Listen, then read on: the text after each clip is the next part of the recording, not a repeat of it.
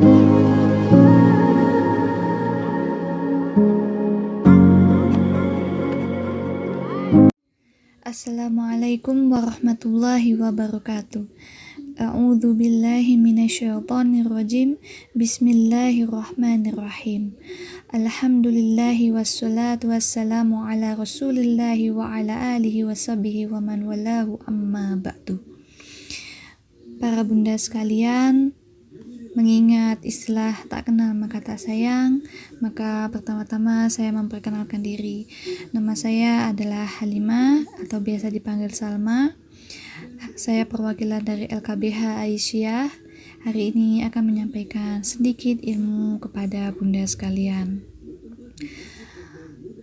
Banyak sekali kita jumpai, tidak hanya di televisi, bahkan mungkin dalam kehidupan kita sehari-hari, bahwa ada orang yang misal tadinya keluarganya harmonis, lalu tanpa sebab apa-apa tiba-tiba menjadi kurang harmonis, atau bahkan tiba-tiba tertimpa musibah yang sangat besar dan lain sebagainya. Pada dasarnya Islam telah mengajarkan bahwa ada hal-hal yang bisa kita cegah dan ada hal-hal yang bisa kita lakukan untuk bisa menghindari yang seperti itu. Misalnya dengan mengenal penyakit ain, pencegahan dan pengobatannya. Penyakit ain itu pada dasarnya ada nyatanya. Pandangan mata bisa menyebabkan orang lain sakit atau bahkan meninggal. Tentunya penyakit ain ini begitu berbahaya dan menakutkan. Lalu bagaimana sih bunda hakikatnya dari penyakit ain ini? Bagaimana cara pencegahannya? Dan bagaimana cara menghindarinya? Untuk itu, pertama-tama akan saya sampaikan apakah penyakit ain itu. Ain adalah penyakit atau gangguan yang disebabkan pandangan mata. Syekh Abdurrahman bin Hasan dalam Fathul Majid Syarah Kitab Tauhid halaman 69 pernah menyampaikan, seseorang yang memandang menimbulkan gangguan pada apa yang dipandangnya. Al-Lajnah Ad-Daimah 1/271 juga pernah menyampaikan dalam fatwa Al-Lajnah Ad-Daimah yang artinya begini. Ain dari kata ana ya'inu yang artinya terkena sesuatu dari mata. Asalnya tuh dari kekaguman orang yang melihat sesuatu. Lalu diikuti respon jiwa yang negatif. Kemudian jiwa tersebut menggunakan media pandangan mata untuk menyalurkan racunnya kepada orang yang dipandang. Gangguan dari ain ini bisa berupa penyakit, kerusakan, bahkan kematian. Penyakit ain ini benar adanya. Setelah mengetahui definisi ain tadi bunda, mungkin sebagian orang masih ada yang berpikir bahwa mana mungkin sekedar memandang menimbulkan penyakit, mana bisa sekedar pandangan membuat orang mati, atau bahkan begini, sebagian orang mengingkari adanya ain karena tidak masuk akal menurut mereka. Padahal Nabi Shallallahu Alaihi Wasallam pernah bersabda. Sabda beliau ini tercantum dalam hadis riwayat Muslim nomor 2188 yang artinya ain itu benar-benar ada. Andaikan ada sesuatu yang bisa mendahului takdir, sungguh ain itu yang bisa. Aisyah radhiyallahu anha juga pernah berkata yang sama diriwayatkan dalam hadis riwayat Muslim nomor 2195 yang isinya, dahulu Rasulullah Shallallahu Alaihi Wasallam memintaku agar aku diru'yah untuk menyembuhkan ain. Dari Jabir bin Abdullah radhiyallahu anhu, Nabi Shallallahu Alaihi Wasallam bersabda juga. Terdapat dalam hadis riwayat Al-Bazar dalam Kashful Astar, dihasankan oleh Albani dalam Sahih Al-Jami nomor 1206. Bunyinya, sebab paling banyak yang menyebabkan kematian pada umatku setelah takdir Allah adalah ain. Dari kabar Nabawi ini wajib kita imani bahwa ain itu benar-benar ada Bunda dan pernah terjadi.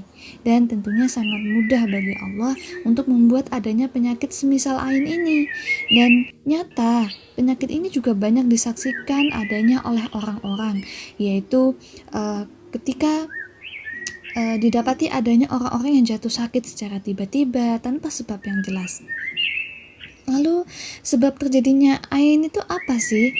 Ain terjadi karena adanya hasad, iri, dengki terhadap nikmat yang ada pada orang lain. Orang yang memiliki hasad terhadap orang lain lalu memandang orang tersebut dengan pandangan penuh rasa hasad, ini bisa menyebabkan penyakit ain. Dalam Al-Lajnah Ad-Daimah dijelaskan, Allah Ta'ala memerintahkan Nabi Muhammad SAW untuk meminta perlindungan dari orang yang hasad. Dalam Al-Quran, Quran Surat Al-Falaq ayat 5 juga disebutkan, dan dari keburukan orang yang hasad. Maka setiap orang yang menyebabkan penyakit ain mereka adalah orang yang hasad. Namun tidak semua orang yang hasad itu menimbulkan ain. Pandangan kagum juga bisa menyebabkan ain. Ini tercantum dalam hadis dari Abu Umamah bin Sahal. Dia pernah berkata, agak panjang Bunda hadisnya, tercantum dalam hadis riwayat Malik dalam Al-Muwatta, disahihkan oleh Albani dalam silsilah As-Sahihah 149. Bunyinya seperti ini. Suatu saat ayahku Sahal bin Hunayf mandi di Al-Harar. Ia membuka jubah yang ia pakai, dan Amir bin Rabi'ah ketika itu melihatnya. Dan Sahal adalah seseorang yang kulitnya tuh putih, bersih, indah.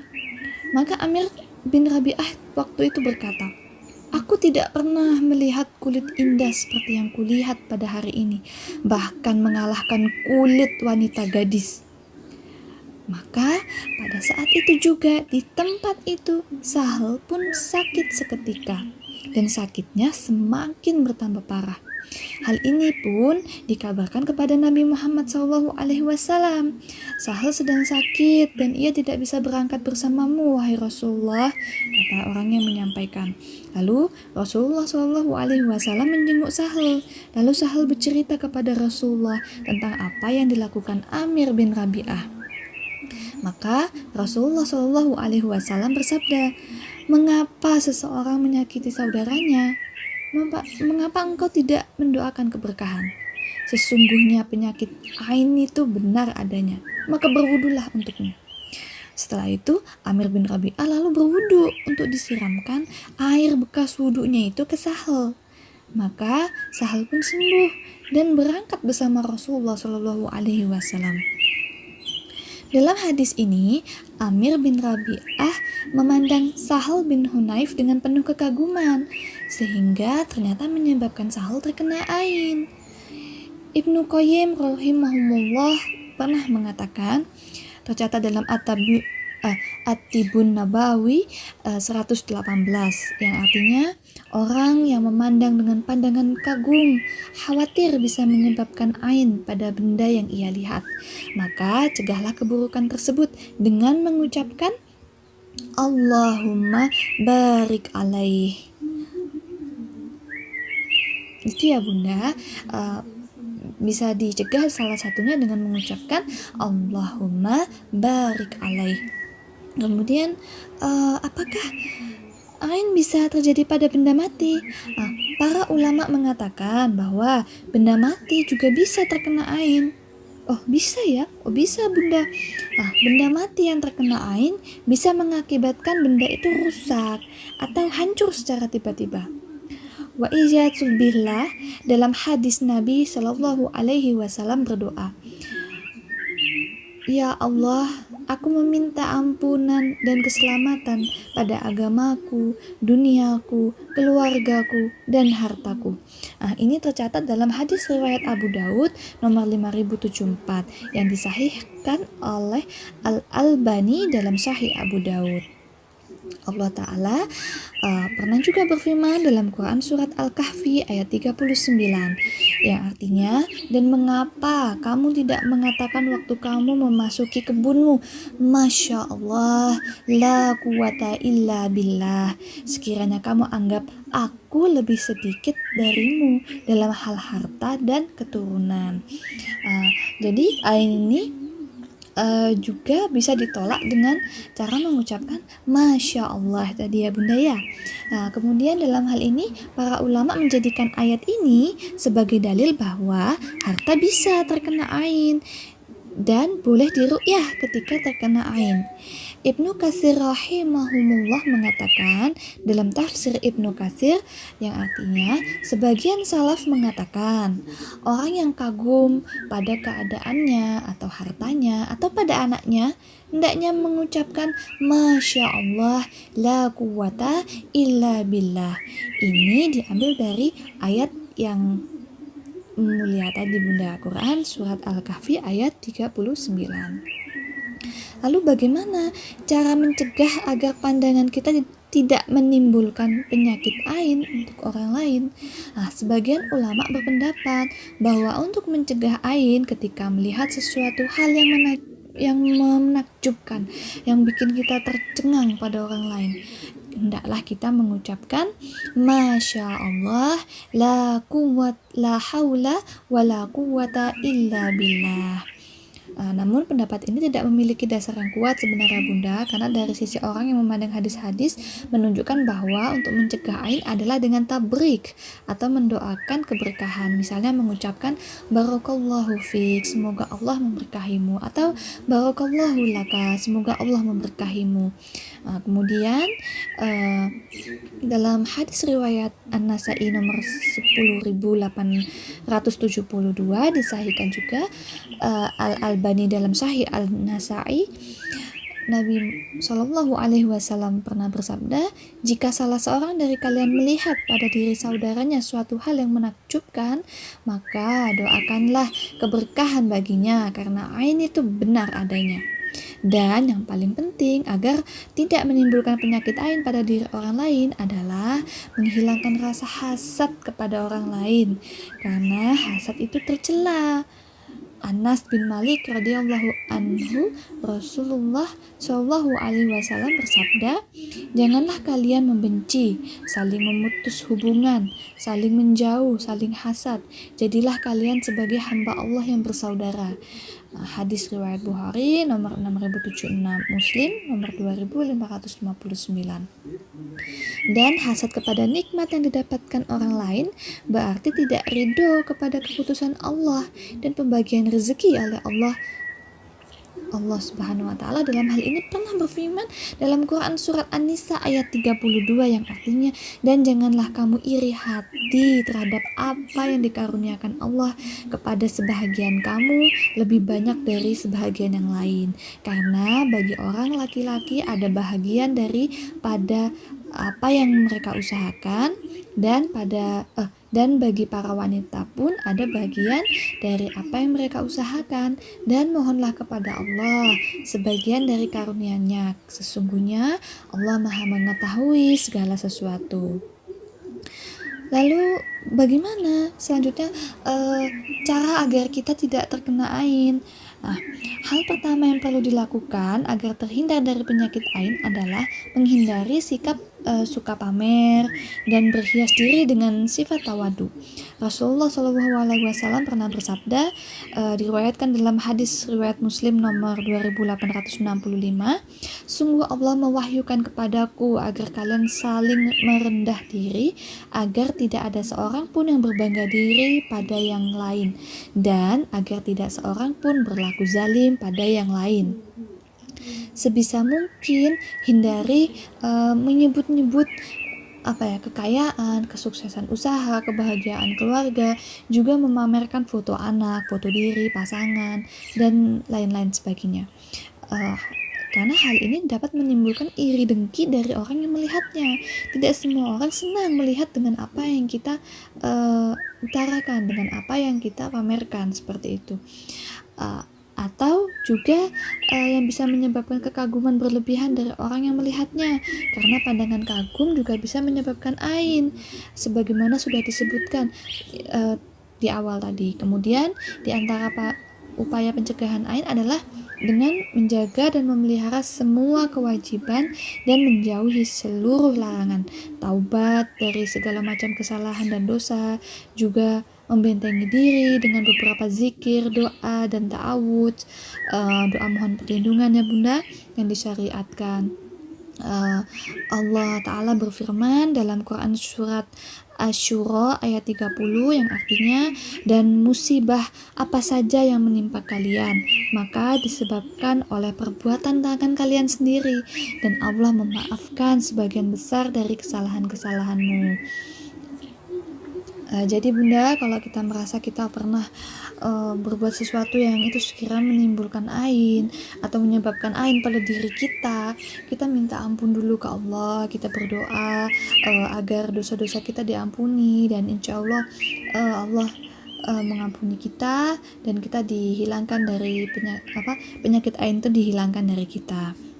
Kemudian Allah Ta'ala juga berfirman dalam Quran surat Ar-Ra'd ayat 28 yang artinya, ingatlah hanya dengan mengingati Allah lah hati menjadi tentram. Rutinkan zikir pagi dan petang juga, serta zikir-zikir harian, doa sehari-hari seperti doa keluar masuk rumah, dan lain sebagainya. Cara mengobati ain sendiri bagaimana? Adapun orang yang terlanjur terkena ain, maka yang pertama kali harus dilakukan adalah bersabar. Hendaknya ia juga bertawakal kepada Allah. Ia harus meyakini bahwa satu-satunya yang bisa menyembuhkan hanyalah Allah Ta'ala. Jika orang yang terkena ain bertawakal kepada Allah sepenuhnya, maka pasti Allah akan menyembuhkannya. Dan hendaknya orang yang terkena ain itu mengusahakan beberapa sebab yang bisa menyembuhkan penyakit ain, diantaranya seperti yang pertama, mandi dari air bekas mandi orang yang menyebabkan ain. Tapi ini ada sesuai dengan hadis dari Ibnu Abbas radhiyallahu anhu, Nabi SAW pernah bersabda dalam hadis riwayat Muslim nomor 2188, ain itu benar adanya, andaikan ada perkara yang bisa mendahului takdir, maka itulah ain. Maka jika kalian mandi, gunakanlah air mandinya itu untuk memandikan orang yang terkena ain. Tapi masalahnya zaman sekarang kan kita tidak tahu Bunda siapa dan bagaimana kita mungkin bisa terkena ain, mungkin kita tidak tahu. Maka ada baiknya kita banyak-banyak berzikir, minta ampun kepada Allah. Dan upaya lain yang dapat dilakukan adalah ru'yah syariah. Pernah diriwayatkan dalam hadis Tirmizi nomor 2059, Ibnu Majah nomor 3510, disahihkan oleh Albani dalam Sahih Ibnu Majah yang artinya, wahai Rasulullah, Bani Ja'far terkena penyakit ain, bolehkah kami meminta mereka diru'yah? Nabi menjawab, iya boleh, andaikan ada yang bisa mendahului takdir, itulah ain. Nah, berarti ada beberapa cara ru'yah orang yang terkena ain. Kita bisa menyembuhkan diri dari penyakit ain itu dengan cara ru'yah. Bunda juga pasti mengenal seorang penceramah yang lagi viral ya Bunda di sosmed terutama, yaitu Ustazah Halimah Al-Aitus. Beliau juga pernah menyampaikan dalam dakwahnya, jangan pamerkan kebahagiaan. Kata beliau, kalau kita pamer kesenangan, kebahagiaan, itu akibatnya sangat ngeri. Katanya Nabi Muhammad, utumu hawaijakum bil kisman, urusan-urusan kalian itu sembunyikan. Dengan cara itu kamu akan menjaga urusan itu agar bisa langgeng. Sebab kalau urusan-urusan itu kita umbar Bunda, yang ada nanti pandangan mata hasud, iri, dengki dari orang lain yang membuat Allah kemudian menghilangkan kenikmatan tersebut pada diri kita dan kita terkena ain. Nah, kalau memamerkan kebahagiaan tidak boleh? Apakah memamerkan kesusahan boleh? Nah, memamerkan kesusahan juga tidak boleh. Kenapa? Karena itu begini, apakah kita mau mengadukan Allah kepada hamba-hambanya? Begitu maksudnya. Yang suka pamer kesusahan atau penderitaan di medsos, seperti orang yang sedang mengadukan Allah pada hambanya, seakan Allah seakan kita tuh bilang seperti ini, lihat betapa jahatnya Allah memperlakukan saya seperti ini. Demikian yang bisa saya sampaikan. Semoga bermanfaat ya Bunda. Semoga dengan ini kita dapat memahami apa itu ain, bagaimana bisa ain itu terjadi, dan bagaimana bisa kita terhindar dari ain. Lalu jika sudah terkena ain, kita harus bagaimana? Mudah-mudahan dengan obrolan singkat sore hari ini kita dapat bersama-sama menjaga diri kita dan mencegah orang-orang sekitar kita ya Bunda, agar sama-sama terhindar dari penyakit ain. Demikian yang bisa saya sampaikan. Lebihnya karena Allah Subhanahu wa Ta'ala, dan jika ada kurang atau salah murni datang dari saya. Akhir kata, terima kasih atas kesempatan yang diberikan pada hari ini. Saya ucapkan terima kasih sebanyak-banyaknya. Assalamualaikum warahmatullahi wabarakatuh.